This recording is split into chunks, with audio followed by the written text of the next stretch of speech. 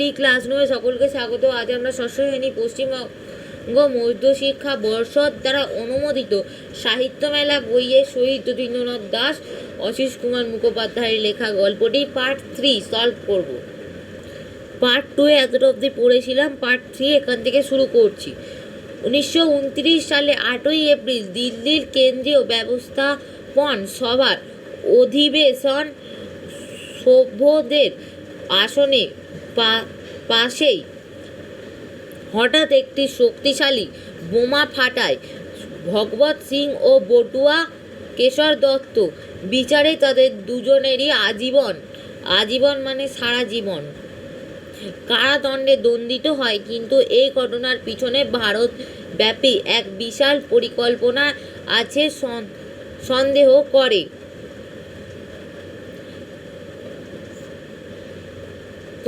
তদন্তনিত British গোয়েন্দা বিভাগের প্রধান মি প্যাটেল নিজে পুনরায় তদন্ত শুরু করেন। এর ফলে 30টি নামের একটি তালিকা বেরিয়ে আসে, যার মধ্যে অন্যতম ছিল যতীন্দ্রনাথ। কাল বিলম্ব না করে লাহোর কনস্পিরেসি সেল এর অন্যতম অভিযুক্ত আসামি হিসেবে কলকাতার প্রকাশ্য রাজবাড়ি থেকে যতীনকে গ্রেফতার করা হয় 14ই জুন 1929 তারিখে। 15ই জুন তারিখে যতীন ও তার 15 জন সহযোদ্ধাকে লাহোর ষড়যন্ত্রের মামলা শামিল হিসেবে লাহোর সেন্ট্রাল জেলে বন্দী করা হয়। এর সহযোদ্ধাদের মধ্যে বিশেষভাবে উল্লেখযোগ্য ছিল অজয় কুমার ঘোষ, শচীন্দ্রনাথ সান্যাল, কৃষ্ণ কুমার রাজগুরু প্রমুখ। বটুয়া কেশর দত্তকে আগেই লাহোর সেন্ট্রাল জেলে পাঠানো হয়েছিল। ইতিমধ্যে ভগবত সিংও লাহোর সেন্ট্রাল জেলে নিয়ে আসা হয় 1 জুলাই 1929। 1 জুলাই অর্থাৎ 1 তারিখ জুলাই মাসের, এটা অনেকেই জেনে থাকবে আশা করি। ঠিক পরের দিন 2রা জুলাই, জুলাই মাসের 2 তারিখ যতীন গোপনে বটুয়া দত্ত ও ভগবত সিং এর সঙ্গে দেখা করে, বলে যে এখানে তাদের ওপর অমানবিক পুলিশি নির্যাতন চলছে। তার প্রতিবাদ করে তারা 16 জন অমবেদভাবে অনশন, গ্রুপ হাঙ্গার স্ট্রাইক, দলবদ্ধভাবে অনশন শুরু করার সিদ্ধান্ত নিয়েছেন। শোনা মাত্র বটু কেশর দত্ত ও ভগবত সিং এর ওপর ওই সমবেতে অনশন সামিল হওয়ার জন্য অন্তরিত ব্যাগত প্রকাশিত হয়। পরের অংশে 23 জুলাই 1929 রবিবার থেকে সমবেত অনশন, গ্রুপ হাঙ্গার স্ট্রাইক যথারীতি শুরু হয়। ওই অনশনের আরম্ভ করার ঠিক দুদিন আগে যতীন তার সহযোদ্ধাদের অঙ্গীকার করিয়ে নেন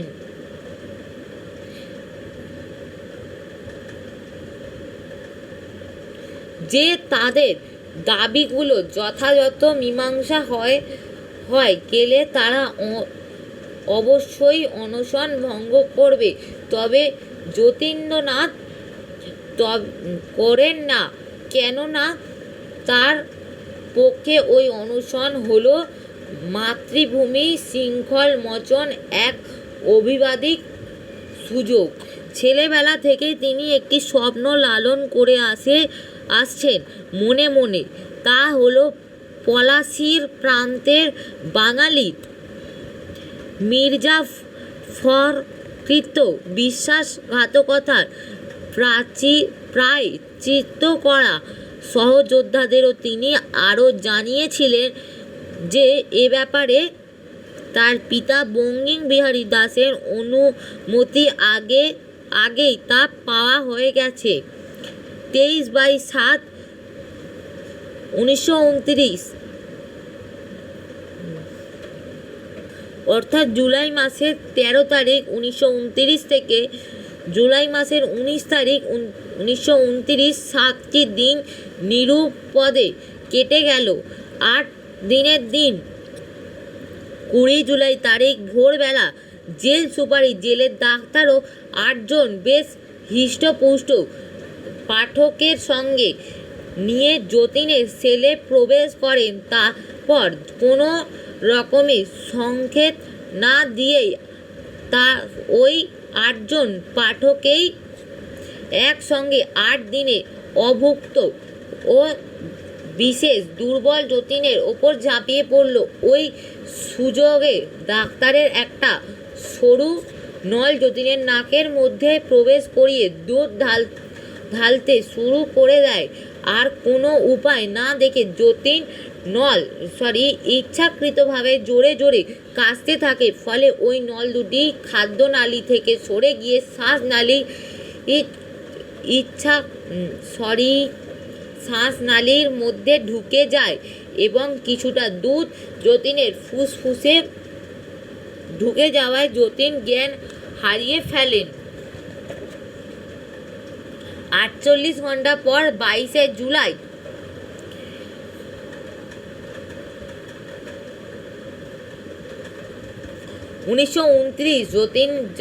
যতীনের জ্ঞান ফিরে আসে। চোখে খুলে দেখে, তিনি লক্ষ্য করেন যে তাকে প্রলুব্ধ করার জন্য সেল ভর্তি নানা ধরনের খাবার সাজিয়ে রাখা হয়েছে। আরও বুঝতে পারলেন যে তার গলা দিয়ে কোনো আওয়াজ বের হচ্ছে না। তাছাড়াও লক্ষ্য করলেন যে তার পাশে রাখা সদ্য কেনা একটা স্লেট ও একটা পেন্সিল। বুঝতে বাকি রইল না যে জীবনে আর কথা কইতে পারবেন না বলেই এখন থেকে সব কিছু ওই স্লেটে লিখে জানাতে হবে। ওই দিন সন্ধ্যাবেলা 22/7/1929 ছোট ভাই কিশোর দাসও এসে হাজির। বলা বাহুল্য, যতীনের ওই সঙ্গীন অবস্থায় উপলব্ধ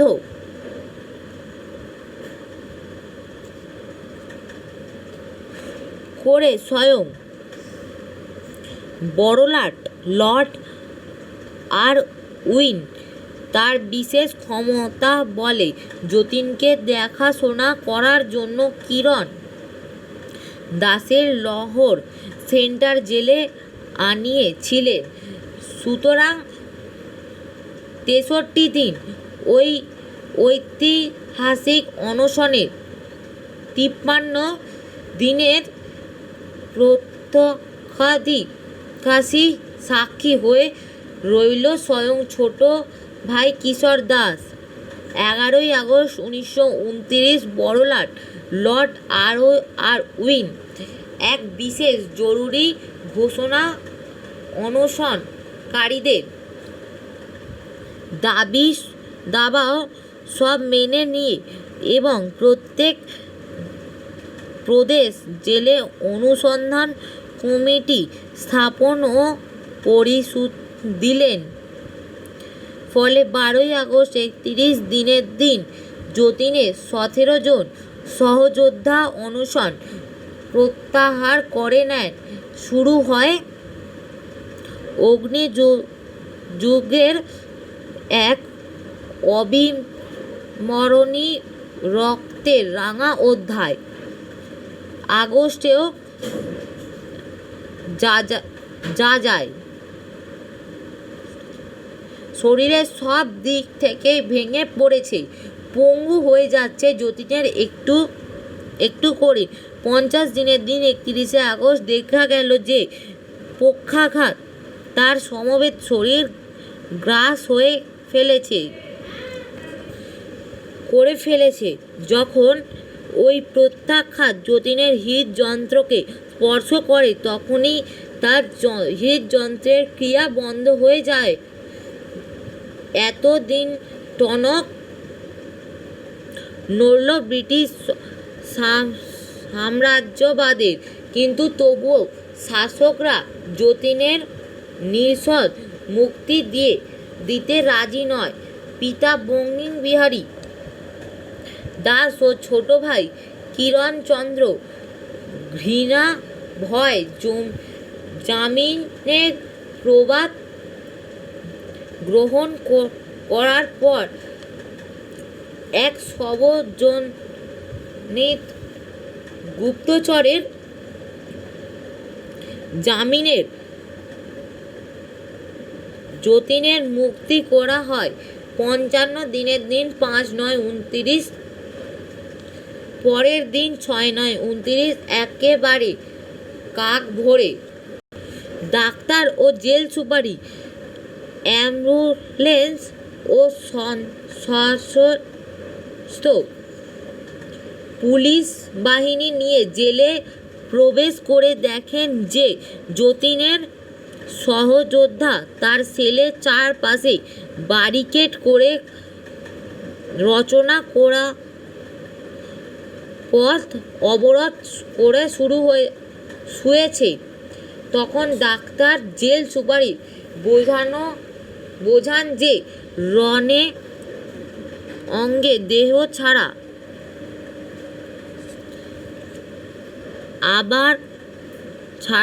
আর কোনো গত্যন্তর নেই, কেননা জোর করে যতীনকে অ্যাম্বুলেন্সে তোলার চেষ্টা করলে উত্তেজনা যতীনের হৃদযন্ত্রের ক্রিয়া বন্ধ হয়ে যাবে। পরের 7 দিনে 7/9/29 থেকে 13/9/29 হিমালয় থেকে কন্যাকুমারী পর্যন্ত গোটা ভারতবর্ষের মানুষ দারুণ উদ্বেগে ও উৎকণ্ঠে দিন কাটিয়ে থাকতে শেষ পর্যন্ত এলো সেই ভয়ঙ্কর দিনটা। শনিবার 23শে সেপ্টেম্বর 1929 তারিখে ঠিক দুপুর 1:15 অমর বিপ্লবী যতীন দাস চিরনিদ্রায় ঢলে পড়লেন।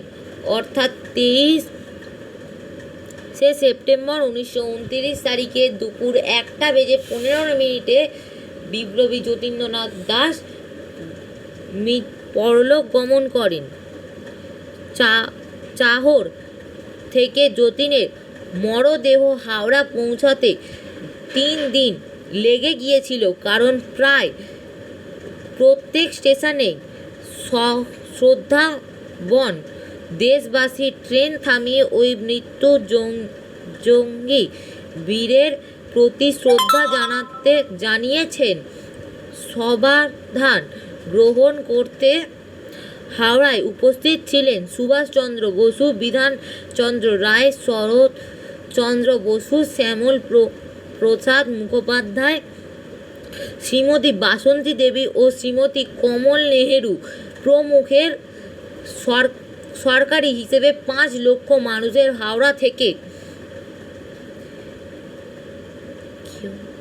কেওড়াতলা পর্যন্ত সমানুগমন করেছিল। খবরটা শোনা মাত্র ক্ষোভে দুঃখে মমাহ কবি রাত্রি জেগেই লিখে ফেলেছিলেন, সর্বক্ষোভ তারে দহে হব প্রধার হতে, হে ভৈরব শক্তি দাও ভক্ষ পানে চাহা। এই ছিল আজকের ভিডিও এতটা পর্যন্তই শেষ হয়ে গেল। শহীদ যতীন্দ্রনাথ দাশের যে পড়াটা ছিল আশিস কুমার মুখোপাধ্যায়ের লেখা, সেটা পরের ভিডিওতে আসছি কোয়েশ্চেন অ্যান্সার নিয়ে। আজকের মতন এই পর্যন্তই। ভিডিও ভালো লাগলে অবশ্যই একটা লাইক, সাবস্ক্রাইব আর কমেন্ট করবে। টাটা, ভালো থেকো, সুস্থ থেকো।